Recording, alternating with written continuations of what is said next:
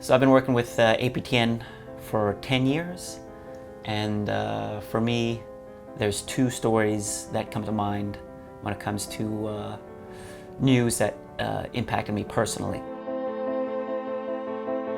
The first one was a missing girl from a Cree community, and I had been working for APTN for just 1 month. I was a casual, meaning part-time, camera editor, and my journalist at the time had asked me to call the detective who was working the missing girl case. So what had happened is the mother of the missing girl had come to Montreal looking for her daughter, and she started to ask every news station to interview her.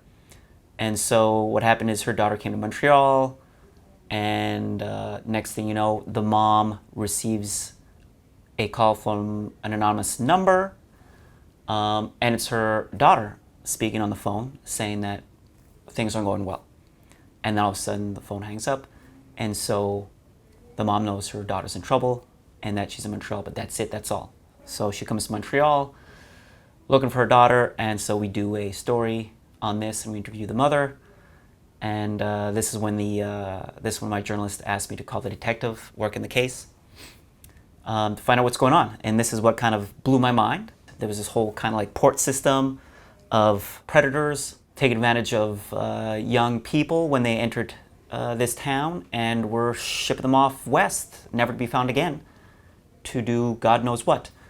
So this detective was very open with me, told me what was going on in the case, and he told me they were knocking down doors and they found other girls, but not this specific girl yet. And so that really blew my mind to find out this was going on just next door. And it was obviously very satisfying to find out that she walked into a police station 2 days later to be found and went back home. That was definitely mind-blowing, eye-opening for me. This next story, Kebawik First Nation. I spoke to the father of a boy who went missing 10 years ago. And I just couldn't believe this father's temperament. Very calm, very mature, and was openly talking about his son's disappearance, which was very much likely a murder. And I remember speaking to my journalist at the time, speaking personally of what I would do if I thought someone had murdered my son and I knew their identity. I was just like, maybe I'd go become a vigilante. The next day, my journalist actually posed that question to the father, much to my chagrin.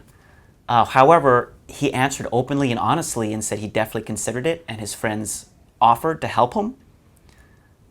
And but he said he was past that, and he just wanted peace, and he wanted answers, and he just wanted to find out what was going on, and he has other children to think about. So just meeting this strong father and what he had to go through and the way he was dealing with it definitely affected me greatly. That's something else that I can't forget, knowing what he's dealing with and how he's dealt with it in a very mature, kind way that I don't know if other people could. I think those moments were pretty important to our audience. For the first story, I think the audience was very happy to find out some missing women do get found and do go back home with their mom. So I think that was a very powerful moment for our audience. Again, I think it was very powerful to find out the story of the father who has a missing son.